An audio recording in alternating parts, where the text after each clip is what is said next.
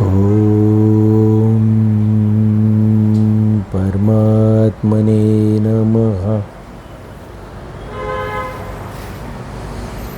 नमस्कार, मी आहे तुमचा मित्र जीत आणि गीतेच्या या 26व्या भागामध्ये तुमचं मनपूर्वक स्वागत आहे. अध्याय पहिला, श्लोक 14वा. खूप गंमत याला लागलेली आहे आणि आपण एका वेगळ्या जगामध्ये आता प्रवेश करणार आहे. पहा, एका बाजूला तमस आपण पाहिला, दुसऱ्या बाजूला आपण सत्व पाहणार आहोत. आता अर्जुनामधलं राजस गुणसुद्धा पाहणार आहोत आणि मग सत्वाकडे जाणार आहोत. ह्या सगळ्या टप्प्यामध्ये आपल्याला अर्जुन विषाद योग भेटतो. आपण हे समजून घेतलं पाहिजे. ततः श्वेतैर्हरे युक्त महती सनंदे स्थितौ माधवः पांडवश्चैव दिवो शंखो प्रदधमतुहि. त्यानंतर शुभ्र पांढऱ्या घोड्यांनी युक्त असलेल्या महान रथावर बसलेल्या लक्ष्मीपती भगवान श्रीकृष्णाने आणि पांडुपुत्र अर्जुनाने सुद्धा दिव्य शंख अत्यंत जोराने वाजविले. पहा, आपण भाषांतर ऐकूया की तेव्हा श्वेत अश्वांनी युक्त असलेल्या मोठ्या रथावर बसलेल्या माधव व पांडुपुत्राने सुद्धा आपापले दिव्य शंख जोराने वाजविले. खूप मोठी गंमत आहे बरं का या महाभारताची. आणि विशेषतः भगवद्गीतेमध्ये व्यासांनी हे लिहित असताना ज्या शब्दांमध्ये त्या व्यक्तींनी ते वर्णन केले ना, तसंच केलेलं आहे. इथे वेगळ्या वेगळ्या नावांनी संपूर्ण या भगवद्गीतेमध्ये संजय हे भगवंताला हाक मारतात. त्याचप्रमाणे भगवंत अर्जुनाला आणि अर्जुन भगवंताला हे अशा पद्धतीने हाक मारतात. आणि ज्या श्लोकामध्ये जे नाव आलेलं आहे त्या नावाचं एक वैशिष्ट्य त्या श्लोकाच्या अनुषंगाने आहे. जसं इथे माधव म्हणतात आणि अर्जुनाला म्हणतात पांडवश्चैव. ते धृतराष्ट्राला आवडावं म्हणून पांडूचा मुलगा म्हणते, पण इथे माधव हे नाव घेतात. मधु नावाच्या दैत्याचा वध करणारा म्हणून कृष्णाचं नाव आहे माधव. इथे ते नाव घेऊन ते सांगतात की हा माधव असूनसुद्धा इथे दैत्यांचा वध करणारा असूनसुद्धा रथाचा तो सारथी झालेला आहे. या ठिकाणी आपण व्याख्या ऐकूया. चित्ररथ नावाच्या गंधर्वाने अर्जुनाला दिव्य असे 100 घोडे दिले होते. या घोड्यांचे वैशिष्ट्य असे होते की यापैकी युद्धामध्ये कितीही घोडे मारले गेले तरी त्यांची संख्या 100च राहत होती. ती कमी होत नव्हती. हे घोडे पृथ्वी, स्वर्ग इत्यादी सर्व ठिकाणी जाऊ शकत होते. या 100 घोड्यांपैकी सुंदर आणि चांगले शिकवून तयार केलेले पांढऱ्या शुभ्र रंगाचे 4 घोडे अर्जुनाच्या रथाला झुंपले होते. बऱ्याच ठिकाणी हा आकडा 10चा आहे. 4 नाही 10 घोडे. तर त्याचं कारण हे सांगेन मी तुम्हाला की या घोड्याला 10 म्हणजे या रथाला 10 घोडे असण्याचं कारण काय. तर इथे 4 घोडे ही जुंपलेले आहेत म्हणतात. आणि अर्थातच आपल्याला माहिती आहे अक्षय बाण अर्जुनाकडे होते त्याच्या भात्यामध्ये, किंवा हे 100 घोडे कमी होत नव्हते. याचा अर्थ त्याचा पुरवठा करणारी माणसं त्यांच्याकडे होती सातत्याने. काही चमत्कार वगैरे समजू नका, ह्याच्यामागे विज्ञान आहे ती समजून घ्या आणि कोणत्याही भ्रमात राहू नका, हे मी तुम्हाला सातत्याने सांगेन. तर महती संदने स्थितौ म्हणजे काय, यज्ञामध्ये आहुती म्हणून दिलेल्या तुपाचे भक्षण केल्याने अग्नीला अजीर्ण झाले होते. म्हणून अग्निदेव खांडववनातील विशेष महत्त्वाच्या औषधी वनस्पती खाऊन आपले अजीर्ण नष्ट करू पाहत होता. परंतु खांडववनाचे रक्षण देव करीत असल्यामुळे अग्निदेवांना आपली इच्छा पूर्ण करता येईना. ते जेव्हा जेव्हा खांडवण जाळण्याचा प्रयत्न करीत असत तेव्हा इंद्र जलवर्षाव करून अग्नी विझवून टाकीत असत. शेवटी अर्जुनाच्या मदतीने अग्नीने ते खांडवण पूर्णपणे जाळून टाकून आपले अजीर्ण नष्ट केले होते. आणि प्रसन्न होऊन अर्जुनाला एक विशाल रथ दिला होता. 9 बैलगाड्यावरतील इतकी शस्त्रास्त्रे त्या रथात नेहमी पडून राहत असत. 9 बैलगाड्या भरतील एवढी शस्त्रास्त्र त्या रथात नेहमी, म्हणजे तो रथ उडण्यासाठी 4 घोडे पुरतील असं वाटत नाही मला तरी, की तेवढी शस्त्रास्त्रे रथात नेहमी पडून राहत असत. हा रथ सोन्याने मढवलेला असून अत्यंत तेजपुंज होता. त्याची चाके अत्यंत मजबूत असत आणि विशाल होती. त्यावरील ध्वज विजेप्रमाणे चमकत असे आणि तो 1 योजन म्हणजे 4 कोसापर्यंत फडकत असे. ध्वज इतका उंच असूनही त्याचे काहीच वजन नव्हते. तो कधीही कुठेही वृक्षाला अडकत नसे. या ध्वजावर श्री हनुमानजी विराजमान झाले होते. आता याचं विज्ञान जे आहे ते आपण शोधून काढावं. जे वर्णन केलेलं आहे, ज्या पद्धतीने वर्णन केलेलं आहे ते आपण समजून घेतलं पाहिजे. इतका उंच ध्वज असताना वृक्षाला अडकत नव्हता. तो त्या वृक्ष वर्दळीतून किंवा त्या रस्त्यातून वगैरे तो जात असताना तो अडकत नव्हता. युद्धभूमीवरती वृक्ष असण्याची शक्यता खूप कमी आहे, तिथे तो अडकत नव्हता. अशा पद्धतीने त्यांनी त्याचं वर्णन केलेलं आहे. परंतु एक गोष्ट लक्षात घेण्यासारखी आहे की एखादा शस्त्रास्त्रांनी भरलेला एखादा रणगाडा, त्याच्यावरती एखादी म्हणजे जर ध्वजच असेल तर तो त्याची कमी जास्त करता येण्यासारखी जी काठी असते ती तशी काठी, अशा अनेक गोष्टी तुम्ही त्याच्यामध्ये कल्पू शकता की जी खरं असलं पाहिजे, वास्तव असलं पाहिजे, अशा पद्धतीने आपल्याला ते समोर येईल. यातला चमत्कार वगळला तर त्यातलं सत्य शोधून काढणं हे आपल्याला सहज शक्य होतं. परंतु एक गोष्ट या ठिकाणी जी सांगितलेली आहे खांडववनाची, आपल्याला माहीत असू दे की खांडववन ज्या ठिकाणी होतं त्या ठिकाणी आज इंद्रप्रस्थ आणि ज्याला आपण दिल्ली म्हणतो, जे देशाची राजधानी आहे भारताची, ती आहे. आणि ती जाळून तिथल्या मूळ जे काही तिथे असलेले जे काही निवासी होते, नाग वगैरे वगैरे अशा अनेक गोष्टी तिथे आहेत, त्यांना हे करून साक्षात अर्जुनाने आणि कृष्णाने हे सगळं जाळपोळ ही सगळी केली आणि तिथल्या रहिवासींना मारून नंतर तिथे हे केलं असं म्हणतात. महाभारतामध्ये सुद्धा त्याचं वर्णन आहे. परंतु हे अर्जुन आणि कृष्णाकडून हे होणं शक्य नाही, हे आपण समजून घेतलं पाहिजे. नेमका तो प्रसंग काय झाला असला पाहिजे. आणि अग्नीला अजीर्ण झालं हीच मुळात एक गमतीशीर गोष्ट आहे की ज्यांनी त्याचा अजीर्ण मिटवायला कृष्णानी आणि अर्जुनानी हे सगळं केलं. त्यांच्या वाटणीलाच आलेलं होतं खांडववन. जो भाग अतिशय दुष्काळग्रस्त होता आणि जिथे काही पिकत वगैरे नव्हतं, असा जो फलहीन वगैरे किंवा पीकहीन असा असलेला जो हे झालेला वाळवंटासारखा जो भाग आहे, असा भाग त्यांच्या वाटणीला दिलेला होता. आणि तिथे नगर वसवण्यासाठी ज्या काही गोष्टी करायला लागतात त्या अर्जुनाने आणि कृष्णाने केलेल्या होत्या. त्याचं विडंबन करणारे जी लोक आहेत त्यांच्या बुद्धिमत्तेची कीव करावीशी वाटते. स्थितौ म्हणण्याचे तात्पर्य असे आहे की त्या सुंदर आणि तेजपुंज रथावर साक्षात भगवान श्रीकृष्ण आणि त्यांचे आवडते भक्त शिरोमणी अर्जुन विराजमान असल्यामुळे त्या रथाची शोभा आणि तेज विशेष वाढले होते. तिथे ते स्थित आहेत झालेले पहा. एका ठिकाणी त्या बसलेल्या ह्याच्यामध्ये अर्जुन, त्याचं वर्णन इथे आलेलं आहे. जीवात्मा आहे पहा. आत्म्याशी ह्या वासनेचा संपर्क आल्यानंतर, जो संयोग झाल्यानंतर जे निर्माण झालेला आहे त्याला आपण जीवात्मा म्हणतो. तो ह्या देहाच्या रथामध्ये स्थित आहे आणि त्याची ती 10 इंद्रिय म्हणजे हे रथाचे 10 घोडे आहेत, त्यांचा लगाम हातात घेऊन हा परमात्मा त्या रथामध्ये बसलेला आहे.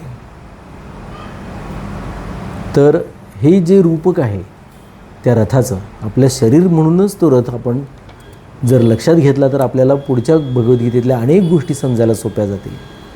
शरीर आणि आपली 10 इंद्रिय यांनी मिळून तो रथ बनलेला आहे. त्या घोडे, अश्व म्हणजे ते त्या इंद्रियांचं प्रतीक आहे. त्याचे लगाम जे आहे ते भगवंताच्या हातामध्ये आहेत आणि मग तो या जीवात्म्याला निर्देशित करतो आहे आणि जिथे न्यायचं तिकडे नेतो आहे. परंतु या अर्जुन विषाद योगामध्ये हा परमात्मा सुरुवातीपासूनच अर्जुनाची आज्ञा ऐकतो आहे, म्हणजे जीवात्म्याची आज्ञा ऐकतो आहे, हे आपल्या लक्षात येईल. आणि ज्यावेळेला जीवात्मा आपल्या कल्याणाची इच्छा प्रकट करतो तेव्हा परमात्म्याने मग ते लगाम आपल्या स्वतःच्या इच्छेने स्वतःच्या हातात घेतलेत. आणि सगळ्यात शेवटी पुन्हा भगवद्गीतेच्या सांगितलं आहे की आता मी तुला सगळं सांगितलं आहे, आता तुझ्या इच्छेला येईल ते कर. म्हणजे पुन्हा मनुष्याला स्वातंत्र्य दिलेलं आहे. सुरुवातीलाही स्वातंत्र्य आहे आणि नंतरही स्वातंत्र्य आहे. मधल्या काळामध्ये जागरण करायचं, जागृती करण्याचं काम भगवंत सातत्याने करत असतो.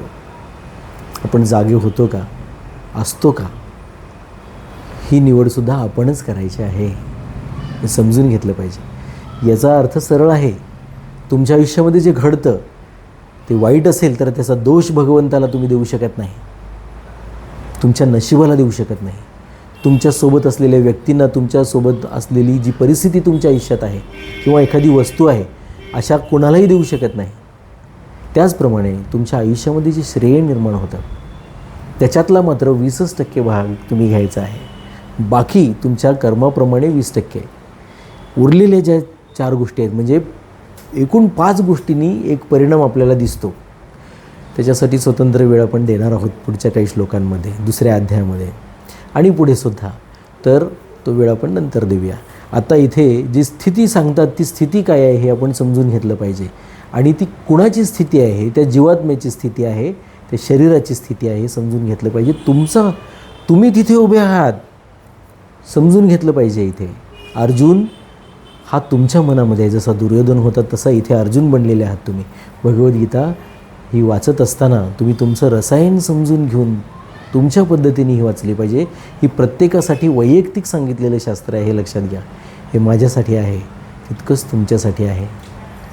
जे माझं रसायन आहे त्या पद्धतीने मी त्याचं वाचन मनन चिंतन करतो. जसं तुमचं रसायन आहे त्या पद्धतीने त्याचं तत्त्व तुम्ही वाचन मनन चिंतन करून समजून घ्यायचं आहे. ह्या पद्धतीने तुम्ही तुमची स्थिती लक्षात घ्या. काय? पांढऱ्या शुभ्र घोड्यांनी युक्त असलेल्या महान रथावर बसलेले हे माधव जे आहेत. आता इथे माधवचा अर्थ लक्ष्मीपती असा दिलेला आहे, परंतु मधु दैत्याचा वध करणारा माधव, केशी दैत्याचा वध करणारा केशव अशी कृष्णाची नावं आहेत. तर तो पांडुपुत्र जो आहे त्या अर्जुनाने त्यांनी आपला दिव्य शंख वाजवलेला आहे. ही त्याची आत्ता ह्या ठिकाणी त्याची राजसिक लक्षात घ्या. मगाशी आपण तम बघितला अर्जुन आणि कौरवाच्या रूपाने मागच्या काही श्लोकांमध्ये. आता आपण बघतोय रज. आणि मग सगळ्यात शेवटी जाणार आहोत सत्वाकडे, जिथे अर्जुन विषाद करेल आपला. तो सात्विक गुण आहे अर्जुनाचा. आणि मग भगवंत संपूर्ण भगवद्गीतेमध्ये आपल्याला ह्या तिन्हीच्या पलीकडे जायला शिकवतील, सांगतील. सत्व रज तम ह्या तिन्हीच्या फंदात पडू नका. बऱ्याच जणांना वाटतं की सात्विक व्हायला पाहिजे, पण अति सर्वत्र वर्जयेत ही अध्यात्माची शिकवण आहे. सत्वगुणसुद्धा अति व्हायला नको आहे. तिन्हीचं समतोल व्हायला पाहिजे. म्हणून तर दत्त जन्माला येतो. त्यानंतर त्रिगुणात्मक, तिन्ही गुणांनी युक्त आणि त्रिगुणातीत, तिन्ही गुणांच्या पलीकडे गेलेला, तेव्हाच दत्त होता येतं. हे लक्षात घेतलं पाहिजे. माधव हा पांडवशैव. मा हे लक्ष्मीचे नाव आहे आणि धव या शब्दाचा अर्थ पती असा होतो. म्हणून माधव हे नाव लक्ष्मीपतीचे आहे. येथे पांडव हे नाव अर्जुनाचे आहे, कारण अर्जुन सर्व पांडवांमध्ये मुख्य आहेत. पांडवांना धनंजय, पांडवानाम धनंजय म्हणजे पुढे ज्यावेळेला विश्वदर्शन योगामध्ये सांगतील की मी पांडवांमध्ये धनंजय आहे म्हणून, ते यादवांमध्ये कृष्ण आहे म्हणून पण सांगतील. म्हणजे कृष्णाने स्वतःला तटस्थ ठेवून परमात्मा तत्त्व त्यांच्यामध्ये पूर्ण रूपाने प्रगट झालेले असताना, ते योगारूढ असताना, साधारणपणे दुसऱ्या अध्यायाच्या 30व्या श्लोकापासून ते योगारूढ व्हायला सुरुवात झालेली आहे. ते अगदी शेवटच्या श्लोकापर्यंत ते कुठेतरी ते भानावर येतात.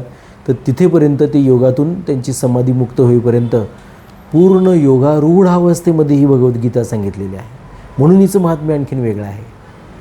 श्रीकृष्ण एक व्यक्ती म्हणून, एक मनुष्य म्हणून आपल्याला माहिती आहे, परंतु त्यांच्यामध्ये परमात्मा रूप तत्व संपूर्णपणे प्रगट झालेलं असताना, योगारूढ असताना त्यांनी गीता सांगितली. हे गीतेचं एक वेगळं महात्म्य आहे. योगारूढ असताना रामकृष्ण परमहंसांना खूपदा विचारलं, तुम्ही समाधीमध्ये नेमकी काय अनुभूती येते तुम्हाला?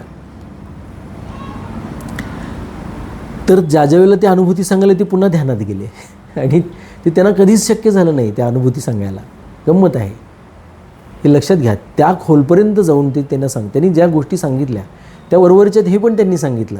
त्याच्या खोलवर मी जायला लागलो आणि ते पुन्हा त्या अनुभूतीमध्ये जायचे. अशी अवस्था योग्यांची होत असताना इथे साक्षात परमात्मा तत्व या श्रीकृष्णाच्या मध्ये प्रगट होतं.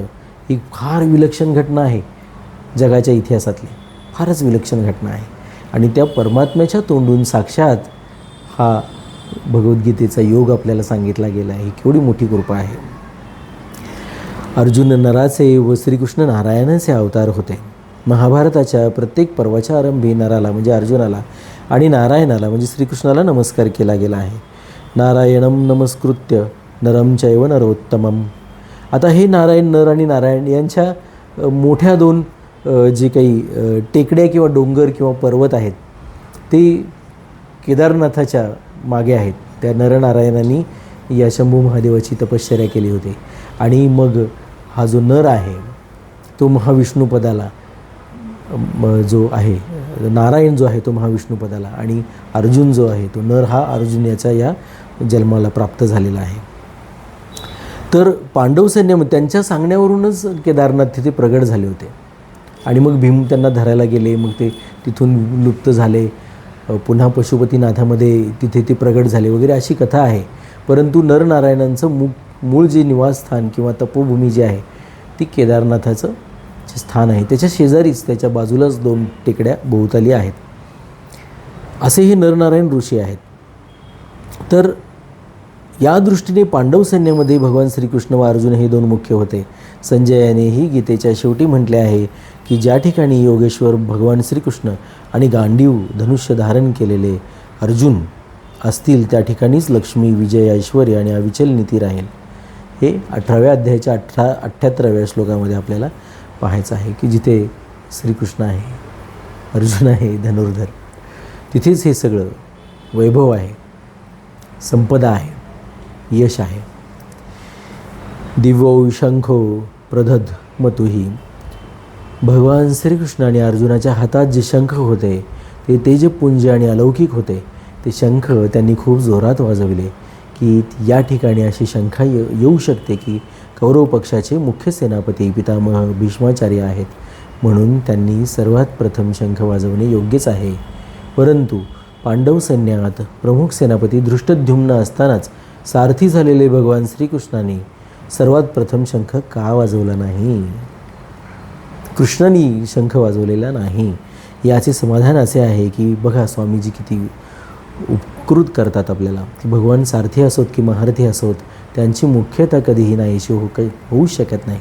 ते कोणत्याही पदावर का असेनात सर्व काल सर्वांहून श्रेष्ठच असतात, कारण ते अच्युत आहेत, कधीही च्युत होत नाहीत.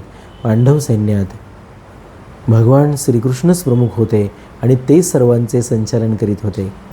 जेव्हा हे बाल्यावस्थेत होते त्यावेळी ही नंद आणि उपनंद इत्यादी लोक त्यांचे म्हणणे स्वीकार करीत असत. म्हणूनच तर त्यांनी बालक श्रीकृष्णाच्या म्हणण्यानुसार परंपरागत सुरू असलेली इंद्रपूजा सोडून गोवर्धन पर्वताची पूजा करणे सुरू केले. तात्पर्य हे आहे की भगवान कोणत्याही अवस्थेमध्ये कोणत्याही पदावर आणि कोठेही असले तरी त्या ठिकाणी तेच प्रमुख असणार. म्हणूनच पांडव सैन्यामध्ये भगवंतांनी सर्वात प्रथम शंख वाजविला. पहा,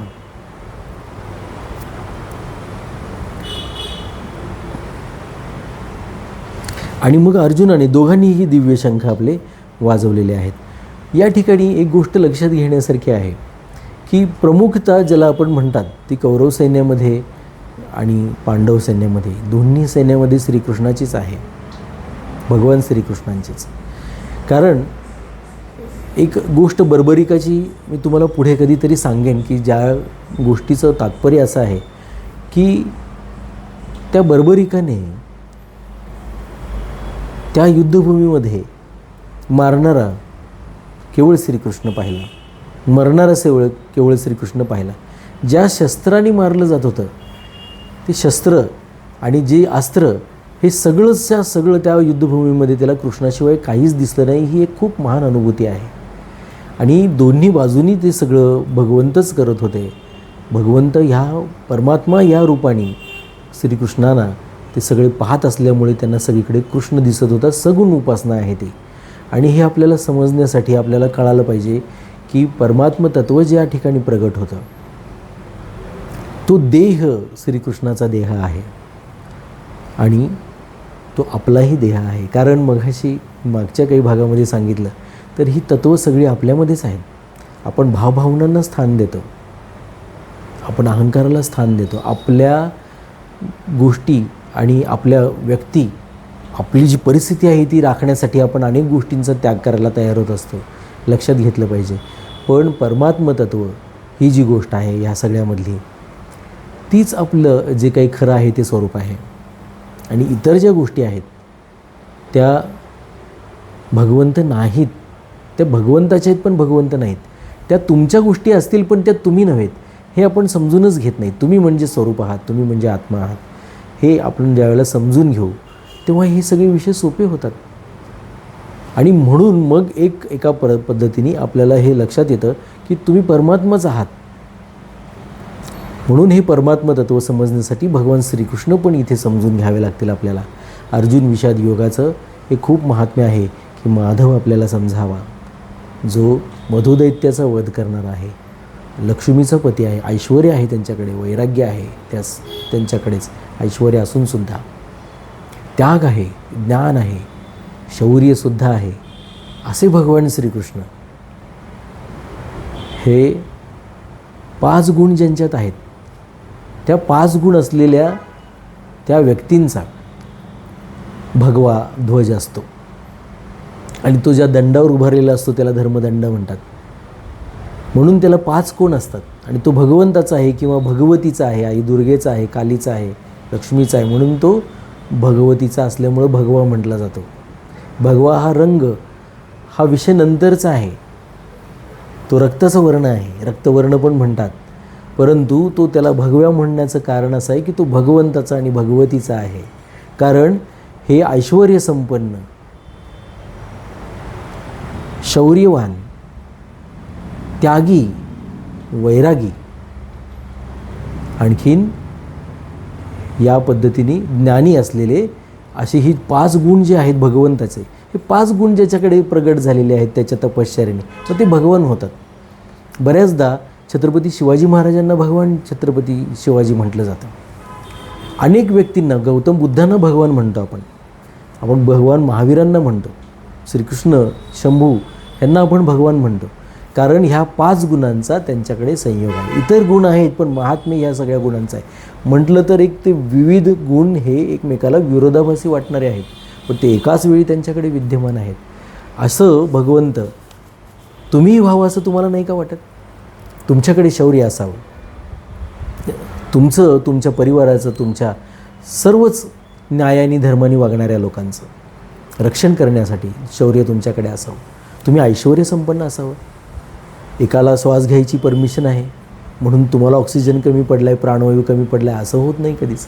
तेव्हा ऐश्वर्यावर सगळ्यांचाच अधिकार आहे. एकाला ऐश्वर्य मिळालं म्हणून तुम्हाला मिळणार नाही असं थोडीच आहे. ज्ञान ह्या सगळ्या गोष्टींचं योग्य पद्धतीने नियोजन करणं आणि प्रत्यक्षात स्वरूप समजून घेणं आणि एक परमात्मा समजून घेणं, हे तत्त्व समजून घेणं, यासाठी ज्ञानाची आवश्यकता आहे. ते ज्ञानी आहेत, ते ज्ञान तुम्हाला नको का? जगण्यासाठी ते सुद्धा आवश्यक आहे. एवढं सगळं असून तुमच्यामध्ये त्यागाची भावना आहे, तुम्ही दुसऱ्यासाठी त्याचा सदुपयोग करायला तयार आहात, तुमच्या शौर्याचा, तुमच्या ऐश्वर्याचा, तुमच्या ज्ञानाचा, आणि समर्पणाची भावना आहे, त्यागाची भावना आहे. आणि सगळ्यात शेवटी कोणत्याही क्षणी ह्या सगळ्यावर लात्ता प्रहार करून तुम्ही ते सोडून द्यायला तयार आहात. मनातून तुम्ही वैरागी आहात, संन्यासी आहात. तो वैराग, हे 5 गुण ज्या भगवंतामध्ये आहेत, ज्याच्यामध्ये आहेत, त्याला भगवंत म्हटलेलं आहे. म्हणून ही कृष्णाला समजून घेणं ह्या ठिकाणी खूप महत्त्वाचं आहे, हे लक्षात घेतलं पाहिजे. आणि अर्जुन काय आहे? हात, बल आहे. अर्जुन म्हणजे साक्षात शक्ती आहे. अर्जुन म्हणजे त्याला सव्यासाची पण म्हणतात. आपल्याला सहस्त्र अर्जुन माहिती, ज्याच्या हातामध्ये 1000 व्यक्तींचं बळ आहे, तो सहस्त्र अर्जुन. इथे अर्जुन आहे, त्या हातामध्ये बळ आहे त्याच्या, हे आपल्याला लक्षात घेतलं पाहिजे. आणि सव्यासाची भगवान शिवशंकर होते. कदाचित परशुराम नव्हते, पण प्रभू रामचंद्र होते आणि अर्जुन होते, ज्यांना दोन्हीही हातांनी तितक्याच क्षमतेने बाण चालवता येतं. त्याला म्हणायचं सव्यासाची. अशी 3 माणसं मला माहिती आहेत. चौथा कोणी असेल परशुरामांसारखा तर त्याची कल्पना तुम्हाला किंवा जुन्या लोकांना आणखीन माहिती असेल, ज्यांनी आणखीन वाचलेलं आहे. पण ही लक्षात घेतली पाहिजे गोष्ट की त्यांच्या हातामध्ये इतकं बळ आहे आणि म्हणूनच त्यांना जवळ केलेलं आहे. लक्षात घ्या, त्यांच्या माध्यमातून या भगवंताला धर्माची स्थापना करून घ्यायची आहे. त्यामुळं अर्जुनाचं पात्रसुद्धा आता या ह्याच्यामध्ये आलेलं आहे आणि त्यांचं आध्यात्मिक महत्त्व लक्षात घेतलं पाहिजे. ते बलोपासक आहेत. एकाग्रता त्यांच्याकडून शिकावी. गुडाकेश आहेत ते, म्हणजे गुडाक म्हणजे गुडाकचा अर्थ निद्रा. निद्रेवरती त्यांचं प्रभुत्व आहे. ते मनाला येईल तेव्हा झोपू शकत होते, जागरण करू शकत होते. ही अर्जुनाची क्षमता आहे. अनेक दिव्यास्त्रांचे ते मालक होते. सतत सराव त्यांनी केलेला आहे. ब्रह्मास्त्र, नारायणास्त्र, जी आपण बायोकेमिकल वेपन्स म्हणतो, ते त्या काळात त्यांचं स्वरूप काहीतरी वेगळं असेल. त्याच्यावर त्यांचं प्रभुत्व आहे अर्जुनाचं. आणि न दैन्यम न पलायनम ही प्रतिज्ञा आहे. शरण जाणार नाही, पळून जाणार नाही, युद्धभूमीत मी स्थिर राहीन. युद्धभूमीत मृत्यू जरी समोर दिसला तरी गुडघे टेकणार नाही. न दैन्यम न पलायनम. आणि ही प्रतिज्ञा संपूर्ण आयुष्यामध्ये अर्जुनाने एकदाही भंग केली नाही. न दैन्यम न पलायनम हे लक्षात घेतलं पाहिजे. तर अशा प्रकारचे हे अर्जुन आणि श्रीकृष्ण आहेत. त्यांचं आध्यात्मिक महत्त्व लक्षात घेतलं पाहिजे आणि ते तुमच्यामध्ये कुठे आहेत ते तुम्ही शोधलं पाहिजे. तर ह्या सगळ्या गोष्टींचा तुम्हाला हा जो भाग आहे, उहापोहा आहे, हा तुम्हाला आपोआप तो समजेल आणि तो सापडत जाईल. तुम्हाला तुमच्या मनामध्ये हा भगवंत भेटायला लागेल. पहा, या ठिकाणी इंद्रपूजेचं एक महत्त्व सांगितलं आहे. अनेक कर्मकांड भगवंतांनी बंद केली. अनेक ज्या देवतांना आहुती वगैरे दिली जात होती ती बंद केली. लक्षात घ्या, इंद्राची पूजा नाही तर गोवर्धनाची पूजा करा म्हणून सांगितलं. आणि त्याच्या मागे खूप सामाजिक विषय आहेत, खूप सामाजिक विषय आहेत. या भगवंतांनी अनेक सामाजिक कार्य केलेले आहेत. गोकुळामध्ये गवळणी निघाल्या की ती मडकीच फोडायची त्यांची. मग मथुरेला ते बाजारामध्ये ते जायचं. आजही तुम्हाला वाटतं तुमच्या भागामधले जे काही दूध दुभतं आहे ते बाहेर दुसऱ्या मोठ्या शहरांमध्ये विकलं जाऊ नये, आपल्या मुलांनी ते खावं आणि म्हणून ते मडकी फोडायचे. बाजारामध्ये जायला ते सगळं तयार केले म्हटलं की ते एकावर एक चढून ते दहीहंडी करून त्या हांडी पळवायच्या. त्यातलं ते दही लोणी जे काय असेल ते उद्या विकायला नेतील म्हणून आधीच पळवून टाकायचं सगळं. ही सामाजिक भूमिका आहे. माझ्या गावाच्या सीमेबाहेर माझ्या गावातलं धन जाता कामा नये. माझी मुलं, माझे मित्रमंडळी, माझे गावकरी, माझे नागरिक हे धष्टपुष्ट झाले पाहिजेत. ही किती मोठी भावना आहे आणि केवढी मोठी सामाजिक कृती आहे हे आपल्याला समजून घेतलं पाहिजे. अशा अनेक सामाजिक कृत्यांचा तो आरंभ त्या लहानपणीच भगवंताच्या या आयुष्यामध्ये आलेला दिसतो. आता भगवंताचं आयुष्य म्हणावं लागतं, प्रत्यक्षात त्याला जन्मही नाही आणि मृत्यू नाही. परमात्मा तत्वाला लक्षात घ्या, ते काही काळ ते परमात्मा तत्व कृष्ण नावाच्या देहामध्ये राहून गेले, इतकाच त्याचा अर्थ आहे. तो आपण समजून घेतला पाहिजे. जो पहा, तात्पर्य हे आहे की भगवान कोणत्याही अवस्थेमध्ये, कोणत्याही पदावर आणि कोठेही असले तरी त्या ठिकाणी तेच प्रमुख असणार. म्हणूनच पांडव सैन्यामध्ये भगवंतांनी सर्वात प्रथम शंख वाजवला.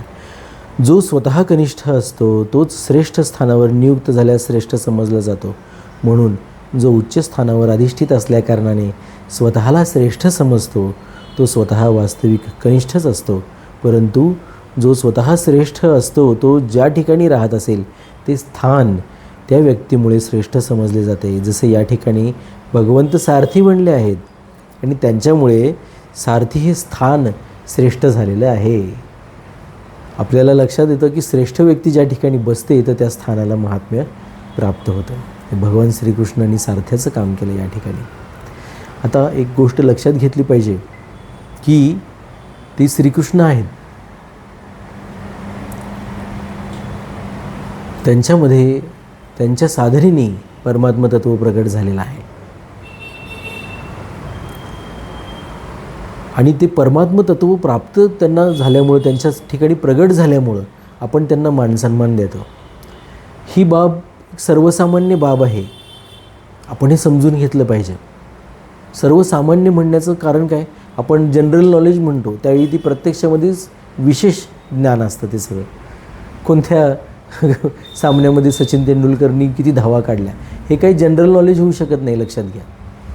तसं इथे साधारण जी म्हटलेली गोष्ट आहे ती सहज उपलब्ध आहे असाही त्याचा अर्थ आहे. परंतु आपण समजून घेतलं पाहिजे की त्याच्यामागे खूप साधना आहे. साधारणपणे 69व्या वर्षी त्यांना हे नरकासुराचा वध केल्यानंतर हे परमात्म तत्व किंवा ते पद प्राप्त झालेलं आहे आणि त्यांना आपण श्रीकृष्ण परमात्मा म्हणायला लागलो. जसं शिवशंकर, शंकर नावाच्या व्यक्तीला शिवतत्व प्राप्त झाल्यानंतर ती शिवशंकर झालेली आहे. ते परमात्मा तत्व प्राप्त झाल्यानंतर, अनुभूती घेतल्यानंतर ते श्रीकृष्ण परमात्मा झालेले आहे. या सगळ्या गोष्टींवर तुमचाही हक्क आणि अधिकार आहे हे समजून घेतलं पाहिजे. परंतु ती साधना आहे त्या परमात्म तत्वालाच फक्त केवळ पाहण्याची आणि या सर्व गोष्टींमधून ह्या 5 गुणांच्या माध्यमातून बाहेर पडायला समर्थ होण्याची. तर इथे मग सारथी होण्यासाठी सुद्धा आपल्याला कुठली अडचण वाटत नाही, कारण एकतर ते अस्तित्वात आहेत, मग संभावना अनंत आहेत. जर तुम्हाला अस्तित्वाचा अर्थ कळाला तर मग संभावना अनंत आहेत ह्याचा अर्थ कळेल. तुम्ही एक व्यक्ती म्हणून अस्तित्वात आहात, तुम्ही व्यक्त झालात, पण तुम्ही कुठे व्यक्त झालात? अव्यक्त संसारामध्ये व्यक्त झालात. आधी नव्हतात तुम्ही कुठेच, शरीर म्हणून नव्हतात, अस्तित्व म्हणून सुद्धा नव्हतात, पण शरीर म्हणजे अस्तित्व मानलं तर नव्हता हेही मान्य करावं लागतं. परंतु जर आत्मतत्व हे आहे, तुम्ही स्वरूप तुमचं समजून घेतलं तर स्वरूप म्हणून तुम्ही सदैवच अस्तित्वात होतात. ऊर्जा जी आहे, चैतन्य जे आहे ते सुद्धा कधी निर्माण करता येत नाही, ते असतंच, ते फक्त स्वतःचं रूप बदलतं. Energy cannot be created, cannot be destroyed, it changes it's form. Science आहे. तर चैतन्यसुद्धा ज्या स्रोतापासून आलेलं आहे, ती एनर्जी ज्या स्रोतापासून आलेली आहे, तो स्रोत म्हणजे परमात्मा तत्व आहे. म्हणून त्या स्रोतापर्यंत जाणं हेच आपल्या आयुष्याचं खरं कर्तव्य आहे. त्यांनीच तो आनंद आपल्या आयुष्यात निर्माण होईल, जो सुख आणि दुःखावर अवलंबून नाही, स्वयंसिद्ध आहे, स्वयंपूर्ण आहे, हे समजून घेतलं पाहिजे. आणि मग अशा अवस्थेमध्ये जी काही अस्तित्वाची आपल्याला जाणीव होते, तर त्या अस्तित्वाला संभावना खूप आहेत. या पृथ्वीचाच जर विचार केला तरी इथे नाना प्रकारची फळं आहेत, फुलं आहेत, नाना प्रकारची प्रार्थना विधी आहेत, नाना प्रकारचे देव आहेत, इथे बघितलेलं आहे आपण. कितीतरी संभावना आहेत. तसे तुमच्या असण्याला कधी तुम्ही पिता असाल, कधी पुत्र असाल, कधी माता असाल, कधी भगिनी असाल, कधी शिक्षक असाल, कधी वकील असाल, कधी तुम्ही डॉक्टर असाल, अनेक भूमिकांमधून तुम्ही त्यानंतर जाल. पण मूळ भूमिका तुम्ही जर कसलेले नट असता त्यावेळी तुम्हाला माहीत असतं की खरे तुम्ही ते नाही, जे तुम्ही त्या दुनियेच्या रंगमंचावर आल्यानंतर जी भूमिका वठवता ते खरे तुम्ही नाही. विंगेत तुम्ही दरवेळेला येता, भगवंताचा आधार घेता, आणि मग तुम्हाला विंगेत आल्यानंतर कळतं, दरवेळी विंगेत आल्यानंतर कळतं, अरे मी तर निर्गुण निराकार परब्रह्म आहे. ही तर मी भूमिका करत होतो फक्त तात्पुरती. पण मग ती भूमिकासुद्धा तुम्ही खूप चांगल्या पद्धतीने वठवता. ज्याच्या खांद्यावर ओझं नाही तो जास्त वेगाने डोंगर चढून जातो. ही सरळ गोष्ट आहे. म्हणून भगवंत इथे सारथी होतात, तर त्या सारथ्याच्या स्थानाचं पण महात्म्य वाढतं. पहा पुढच्या श्लोकाशी या श्लोकाचा संबंध काय आहे. आता संजय पुढील 4 श्लोकातून पूर्व श्लोकाचा खुलासा देऊन दुसऱ्यांच्या शंखवादनाचे वर्णन करतात. विलक्षण आहे. आता आणखीन काही पात्र त्याच्यामध्ये वाढणार आहेत. त्यांचंही आध्यात्मिक स्थान आपल्या मनामधलं काय आहे, ते आपल्या मनात कुठे दडून बसलेले आहेत, ते आपण पुढच्या भागांमध्ये पाहूया. ओम परमात्मने नमः.